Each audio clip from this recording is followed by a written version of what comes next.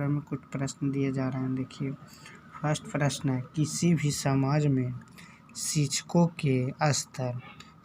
के स्तर से उसकी सामाजिक सांस्कृतिक दृष्टि का ज्ञान होता है। कोई भी राष्ट्र अपने शिक्षकों के स्तर से ऊपर नहीं उठ सकता। यह कथन कहाँ से उद्धृत किया गया है? तो उत्तर में राष्ट्रीय शिक्षा नीति आयोग 1986 से उद्धृत किया गया है। उत्तर में राष्ट्रीय शिक्षा नीति 1986 से उद्धृत किया गया है। अगला प्रश्न, प्राचीन काल में शिक्षक की सफलता मुख्यतः निर्भर करती थी।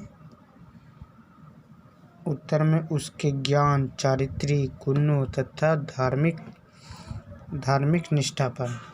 उत्तर में उसके ज्ञान, चारित्रिक गुणों तथा धार्मिक निष्ठा पर। अगला प्रश्न है, मध्यकाल में शिक्षण व्यवसाय आधारित था। मध्यकाल में प्रश्न है, अगला प्रश्न, मध्यकाल में शिक्षण व्यवस्था आधारित था। उत्तर में वंश परंपरा पर था। मध्यकाल में शिक्षा था व्यवसाय वंश परंपरा पर।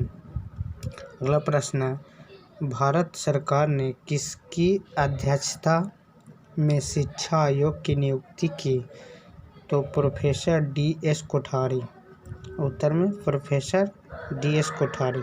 नवीन ज्ञान तथा नवीन प्रतिक्रियाओं का अर्जन करने की प्रक्रिया अधिगम प्रक्रिया है। यह कथन है वुडवर्थ का। उत्तर में वुडवर्थ का। अब अगला प्रश्न है, तत्परता का नियम किसने दिया है? तत्परता का, तो उत्तर में थॉर्नडाइक ने। राउस ने संवेगों को कितने प्रकार में बांटा है? तो 3 प्रकार में बांटा है। अगला प्रश्न है, अभिप्रेरणा की व्याख्या जन्मजात मूल प्रवृत्तियों के आधार पर की जा सकती है। यह किसने कहा था? मैकडूगल ने कहा था। अगला प्रश्न है, शिक्षण के आधार पर किसके कितने चर हैं?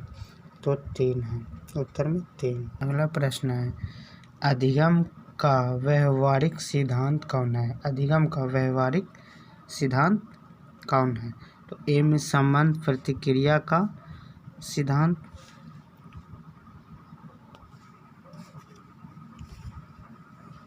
बी में स्किनर का क्रिया प्रस्तुत अधिगम का सिद्धांत, सी में प्रबल सिद्धांत, डी में सभी सभी होगा।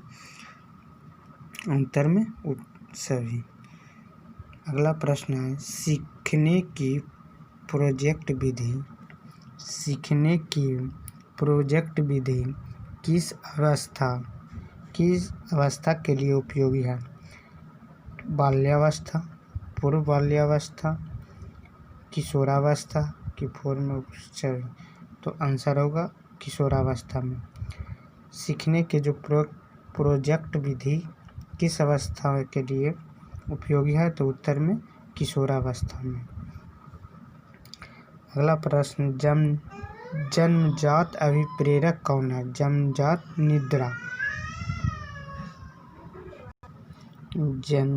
अभिप्रेरक कौन है? निद्रा। उत्तर में निद्रा, भूख, प्यास, ये सब तीनों जन्मजात अभिप्रेरक है, जन्म से ही होता है। अगला प्रश्न है, शिक्षण अधिगम प्रक्रिया को प्रारंभ करने से पहले एक कुशल अध्यापक को क्या करना चाहिए? तो अधिगम परिस्थितियाँ उत्पन्न करनी चाहिए। अधिगम प्रश्न, सर सार्जेंट ने अपनी योजना को केंद्रीय शिक्षा सलाहकार बोर्ड के समक्ष प्रस्तुत किया था। तो उत्तर में 1944 ईस्वी में। अगला प्रश्न है, सार्जेंट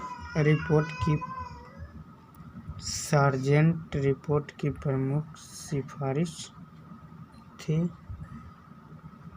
तो उत्तर में हाई स्कूल साहित्यिक तथा तकनीकी दोनों प्रकार के होने चाहिए। तो अगला प्रश्न है, सार्जेंट रिपोर्ट के अनुसार हाई स्कूल स्तर पर शिक्षक तथा छात्रों के बीच अनुपात होना चाहिए।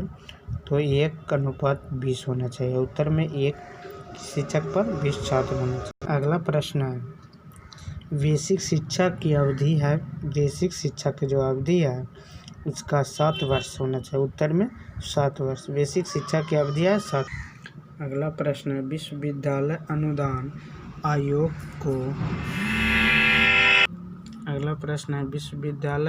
आयोग को वैधानिक संस्था कब बनाया गया? तो उत्तर में 1956 ईस्वी में। अगला प्रश्न है, अखिल माध्यमिक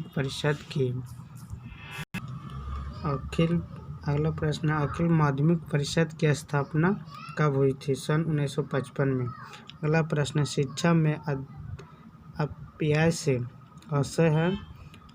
तो बीच में पढ़ाई छोड़ देना। शिक्षा में अपव्यय से आशय है, बीच में पढ़ाई छोड़ देना।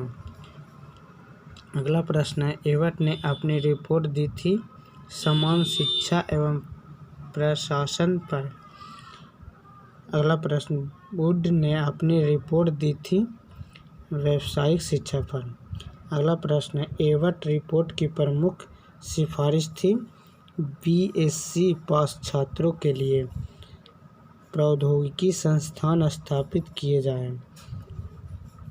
अगला प्रश्न है, बेसिक शिक्षा में बल दिया गया है बालक पर शिक्षक पर, दोनों पर।